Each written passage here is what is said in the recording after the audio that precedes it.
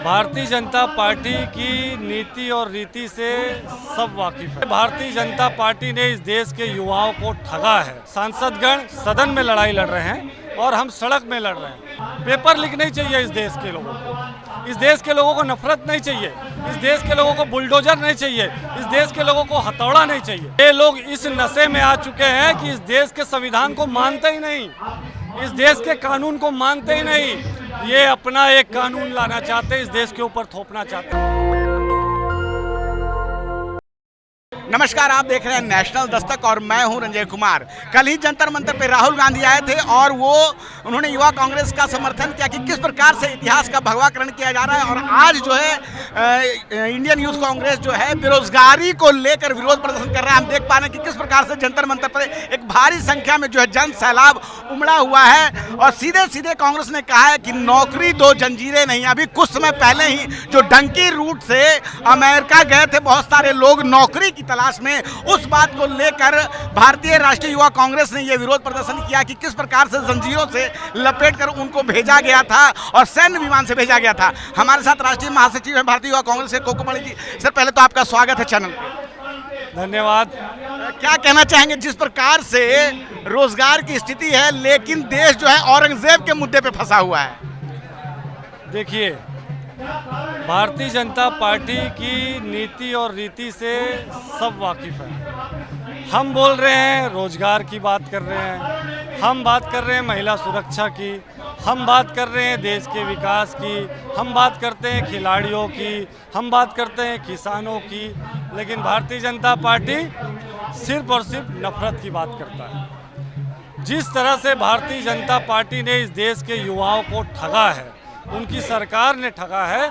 हम लगातार, हमारे कांग्रेस पार्टी के बड़े नेता सांसदगण सदन में लड़ाई लड़ रहे हैं और हम सड़क में लड़ रहे हैं। और हमारी मांगे हमेशा और लगातार यही है इस सरकार से कि आप इस देश के युवाओं को रोजगार के रूप में क्या दोगे। पेपर लीक नहीं चाहिए, पेपर लीक नहीं चाहिए इस देश के लोगों को। इस देश के लोगों को नफरत नहीं चाहिए। इस देश के लोगों को बुलडोजर नहीं चाहिए।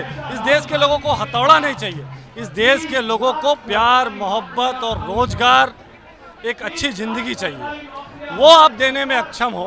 आप अपने 4% दोस्तों को फायदा पहुंचाने के लिए इस देश के 96% जनता के साथ अन्याय कर रहे हो। और ये कांग्रेस पार्टी एक विपक्ष पार्टी होने के नाते कभी बर्दाश्त नहीं करेगी। इस देश के युवाओं के, इस देश के मजदूरों के, इस देश के मजलूमों के, इस देश के किसानों की लड़ाई कांग्रेस पार्टी हमेशा लड़ती आई है और आगे भी लड़ते रहेगी। हम युवा लगातार इकट्ठा होकर इनकी आवाज़, देश के युवाओं की आवाज़ बुलंद करते रहेंगे। अब बात रही हमारी आवाज़ दबाने की, जिस तरह से मीडिया की आवाज़ दबाई जा रही है, जिस तरह से कॉमेडियन की आवाज़ दबाई जा रही है, जिस तरह से जो भी इस देश में न्याय की बात करता है, इस देश में रोजगार की बात करता है, उसकी आवाज़, या इस देश में सरकार का क्रिटिसिज्म करता है, कि उसकी आवाज़ दबाने का जो काम आप कर रहे हैं, वो छोड़ करके सकारात्मक सोच के साथ अगर कोई इस देश में सरकार को आईना दिखाने का काम करता है तो उसको आप सकारात्मक रूप से पहल करके उसमें क्या अच्छा कर सकते हैं वो करिए, ना कि मीडिया वालों के, कवियों के या फिर कॉमेडियन की आवाज़ को दबाने का या विपक्षी पार्टियों की आवाज़ को दबाने का काम करें। जिस तरह से आप बार बार कॉमेडियन की आवाज़ दबाने की बात कर रहे हैं, तो कुणाल कामरा ने जो 23 मार्च को शो किया उसमें उन्होंने एक पैरोडी गाया। उसके बाद से जो शिवसेना गुट है उन पे आक्रमण कर रहा है, उनके और उनका ऑफिस तोड़फोड़ किया गया है। और सीधे सीधे मुख्यमंत्री देवेंद्र फडणवीस कह रहे हैं कि अभिव्यक्ति की स्वतंत्रता है लेकिन सीमा का उल्लंघन नहीं होना चाहिए। तो सीमा का उल्लंघन हो रहा है तो उसके लिए कानून है ना। सीमा के उल्लंघन जो कर रहे हैं उसके लिए कानून है, शिकायत करिए, जांच होगी, जांच के बाद कानून जो फैसला लेगी वो होगा। लेकिन आप कानून बन के बैठे हैं, आप सरकार हैं, तो आप इतने ताकतवर हो गए कि किसी के घर को रौंद ये जा रहा कि भारत में नहीं रहने देंगे। वही तो कह रहा हूँ ना कि ये लोग इस नशे में आ चुके हैं कि इस देश के संविधान को मानते ही नहीं, इस देश के कानून को मानते ही नहीं। ये अपना एक कानून लाना चाहते हैं, इस देश के ऊपर थोपना चाहते हैं। लेकिन इसे देश की जनता और हम स्वीकार नहीं करेंगे। हम इसकी लड़ाई लड़ते रहेंगे। लेकिन भाजपा के लोग कह रहे हैं कि अगर आप जो आरोप लगाते हैं, जो कांग्रेस जो आरोप लगा रही है कि अगर उनमें सच्चाई होती तो 20 से ज़्यादा राज्यों में हमारी सरकार बनी कैसे है? हमें जन समर्थन है तभी तो हमारी सरकार बन रही है। जनता ने मौका दिया ना, अब देखते हैं ना कि वो 20 जगह की सरकारें आगे बचती है कि नहीं, आगे कमल बचता है कि नहीं, आगे भारतीय जनता पार्टी इस देश में 5-10 साल में किस स्थिति पे रहती है। आप भी यही हैं, हम भी यही हैं, देखेंगे। चलिए ठीक है, तो हमारे साथ बात कर रहे थे राष्ट्रीय युवा कांग्रेस के महासचिव कोको पांडे जी, और हम देख पा रहे हैं कि किस प्रकार से यहाँ पे एक जन सैलाब उमड़ा हुआ है। जिस प्रकार से अमेरिका से हाथों में हथकड़ियां और पैरों में बेड़ियां डाल के सैन्य विमान के द्वारा भारतीयों को भेजा गया, उसके बाद से लगातार इस बात पे हाथ उठी। आप ठीक मेरे सामने जो ये पोस्टर लगा हुआ है, आप देख सकते हैं कि नौकरी दो, जंजीरें नहीं।